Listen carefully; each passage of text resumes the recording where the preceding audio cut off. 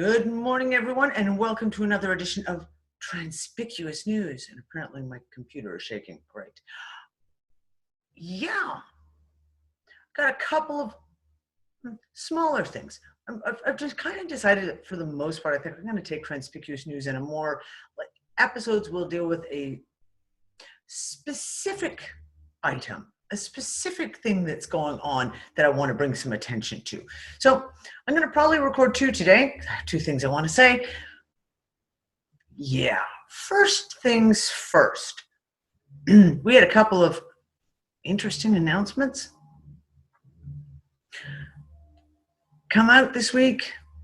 A little, I like to always poke fun of the strange and the bizarre. And we all know that I love to pull up and really point out a nice big spotlight when they announce that they've got a new technology, because we always know that by the time they announce it, it means they're already doing it and have been for a while, right? So I'm going to jump in.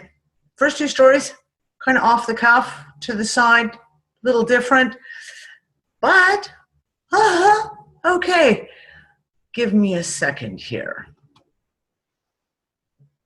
First story, big announcement this week. Human-pig hybrids have been created in a lab. Scientists hope that the chimera embryos represent the key steps forward to life-saving lab-grown organs. Now, this is from National Geographic, but it's on RT, it's in Zero Hedge, it's all over the place. Like, everyone's talking about human-pig hybrids. Now, organs or no organs? First of all, it's being run by the Jonas Salk Foundation.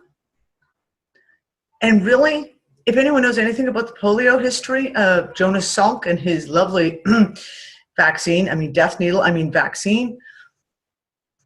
you would think that they would ban any organization with his name from ever having anything to do with human beings.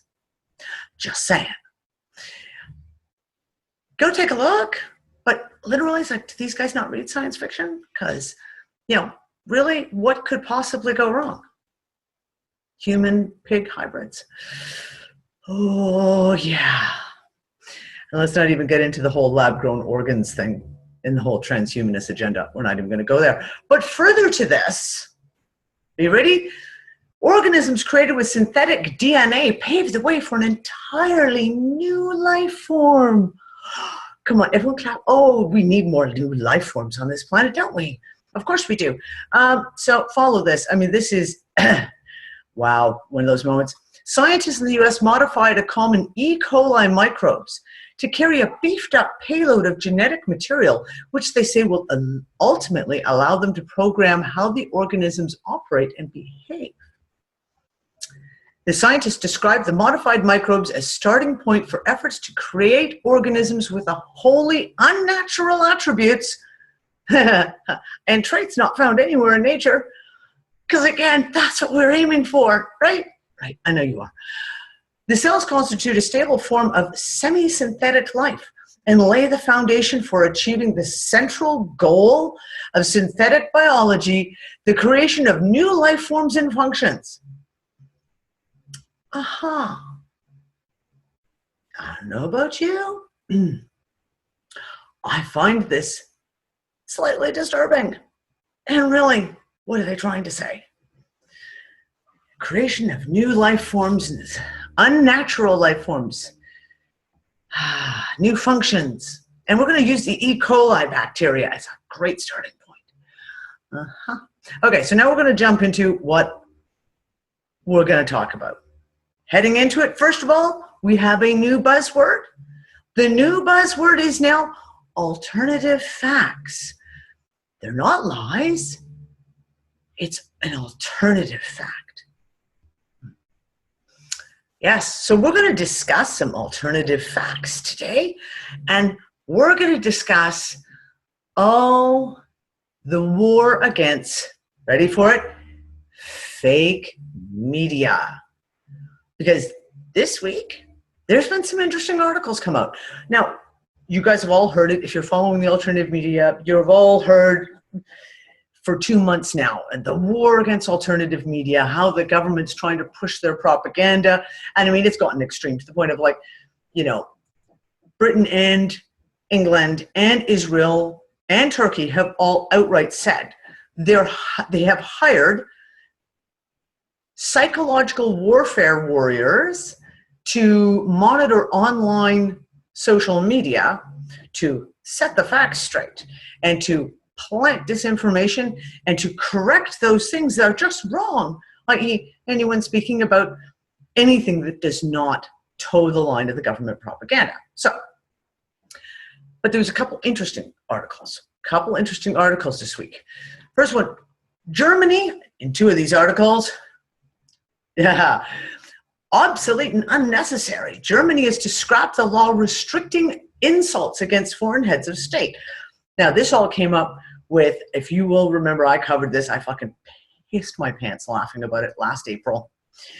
When Erdogan, yes, I know his name is Erdogan. I call him Erdogan because I just like taking the piss.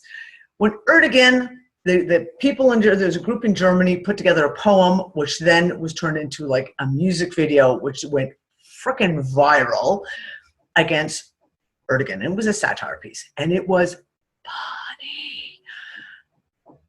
And you know, Erdogan comes to Merkel, you hurt my feelings, make them stop. And of course that didn't work. And then Merkel ended up going totally against public opinion and pulling down this viral video. It's just insane, right? So now they're changing the law, purportedly, to scrap the law that tells German citizens that they're not allowed to make fun of other people's rulers, basically. Follow me on this. Next, we have Germany unleashes its new Ministry of Truth. Now, following along in all the Western media propaganda, this is interesting. And this article was actually by Stefan Frank at the Gatestone Institute. Interesting article. I had a couple things that he pulled out here. So this is out of Der Spiegel, which is a mainstream publication in Germany. The Federal Interior Ministry intends to set up a defense center against disinformation. Oh, is that defense center against alternative truths? Or the alternative truth center to information? Something like that. Anyways, in the fight against fake news on social networks, okay, it sounds like the Ministry of Truth, mini-true from George Orwell's dystopian novel 1984, which, by the way, is back on the bestseller list. Did you know that? Apparently, the publishers have had to do an emergency runoff of 175,000 copies of the book because they've sold out nationwide in the U.S. George Orwell, 1984. Read it in case you haven't. It seems that all ideas suspected of being populist, or simply those ideas without the blessing of the elites, will now be banned in Germany. This restriction applies to criticism of the government, especially regarding immigration and energy, of the EU, of Islam, of government officials, and the media. So not only can you not take the piss out of the government, but you can't even say anything against the media in Germany now. How's that for a sweeping new Ministry of Truth? Yeah. So then we're going to we'll expand this into the EU. The EU expands task force aimed at combating alleged Russian propaganda. Really? Now, it's funny. An EU agency called eStratcom, and you should go look them up and see who runs them, will receive an influx of cash and personnel to fight what the West calls Russian propaganda news. Deutsche Welle reports the decision to give the controversial body a boost comes ahead of the 2017 elections in several European countries. That's right. Germany, France, and Netherlands all have major elections in the next 7 months, 8 months, all of them. Interesting. So far, there are 10 people working for the agency, DW says, explaining that they are searching for what they believe to be fake news and then writing disproof statements. They're alternative truth statements. That's what they are. Now, this is interesting. An MEP told RT that the organization battling the perceived Russian threat is not credible. Stelios, oh, I'm going to do a terrible job of this, Tologlu, an MEP for the Greek Syriza party, said it's a weapon of psychological warfare, a weapon of propaganda. It's not credible to me, both as a journalist and as a European deputy. Ah, yes. Sorry, my computer's dancing all over the table here. You gotta wonder, more, the excuse continuously put forward is, oh, the Russians are gonna interfere with our elections, like they did in the US. There's, of course, no proof that they did in the US, and the entire idea is ludicrous, but that's their excuse. So they always have to have a little excuse to further their agenda. So this excuse, of course, is the Russians are coming to get us. Last year it was the Chinese. This year you'll notice it's all the Russians. Okay, so next article.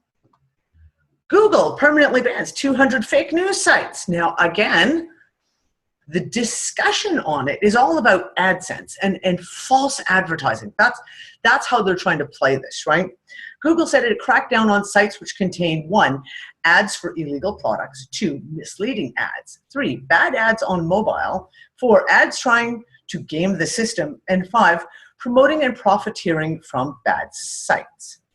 But the emphasis was on the so-called fake news category, which is dominating media buzz for the past 2 months. Now, so you read the words, how they try to say it, and they try to play it like Google, meaning that there are these fake news sites and they look real and people are falling for it. They think it's a real news site, but then they click a link and the link takes them to some lose weight fast or aliens that are living on the moon type article. So therefore it's all bullshit.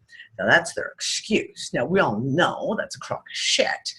They're editing out news sites, and we're looking at people like, Dutch Sense, who's lost his YouTube channel now how many times this year? Oh, all in cahoots together. So let us move on a moment. I got to move this for a second. Sorry, guys. So this came out.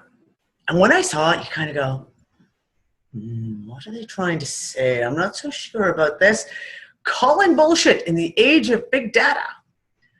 And I read it. I love these guys. I totally want to check into it. It is a course on how to recognize bullshit. We're sick of it.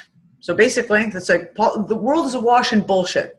Politicians are unconstrained by facts. Science is conducted by press release.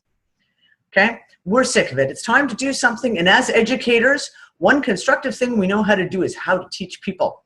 So the aim of the course is to help students navigate the bullshit-rich modern environment by identifying bullshit, seeing through it, and combating it with effective analysis and argument. Now, when you first read that, you go, this could be one of those things where they're calling out the fake media.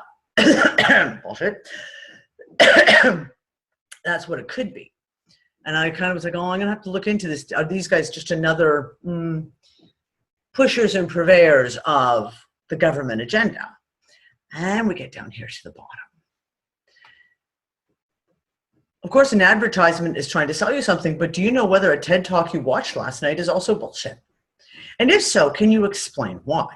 Can you see the problem with the latest New York Times or Washington Post article fawning over some startups' big data and analytics?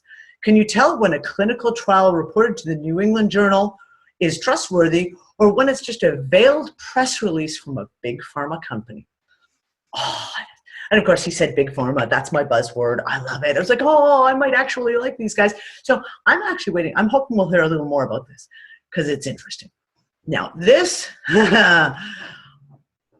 you wanted transparency? Oh, you got transparency. Now it's written to be a little bit tongue-in-cheek, a little bit, they're trying to be clever. International researchers develop a vaccine against fake news. So they're trying to make it kind of a little clever and kind of like, let's use the jargon and make it kind of cute, right? Oh, but the truth that's in this. So we're going to scan down here. You have to excuse me, guys. They're doing heavy construction around me, and there's so much dust in the air right now, I'm literally choking to death. We wanted to see if we could find a vaccine by preemptively exposing people to a small amount of the type of misinformation they might experience. A warning that helps preserve the facts. The point was to create a cognitive repertoire that helps build up resistance to misinformation, thereby weakening the effect the next time round. I highly suggest you read this entire article. It's not that long, but here's the point. Read this nice little bit right here at the bottom. Van der Linden finds it uncomfortable, it's uncomfortable, to think that misinformation is so potent in our society. A lot of people's attitudes towards climate change aren't very firm. Imagine that. They're not very firm in their commitment to their propaganda of climate change. I can't imagine how that would happen. They're aware that there's a debate going on, but aren't necessarily sure what to believe. Conflicting messages leave them feeling back at square one. He added. After these results were in, 2 of the groups were used to handpick individuals who would then be given a dose of inoculation by way of 2 strong statements in support of the correct conclusion. And that's my air quotes, okay? The correct conclusion, correct. 1, that there is some politically motivated groups using misleading tactics to try and convince the public that there's a lot of disagreement among scientists. Okay, that is what we call an alternative truth, right there. It's a lie. And 2, that most of the people who signed the quasi-scientific Oregon petition were none other than celebrities and people with no science background whatsoever. This tactic was found to work like a charm, for even after being presented with the incorrect poll, the inoculation evened things back out and turned the respondents back against the climate change deniers. And there you have it. That was social media and mass media explained to you in a nutshell. Yes, yes. Get your dose of alternative truth. The New York Times and CNN, they all want to tell you all about it. And if you can't be convinced that way, let them vaccinate you with some misinformation to convince you to follow the government propaganda, the correct information. Ah, the joys, the joys, the joys, my friends. Aren't you glad that you don't read the mainstream media, or do you? Anyways, that's me for now. I'll be back in a little bit because I got to set up another little thing because I'm not finished talking yet. Bye, guys.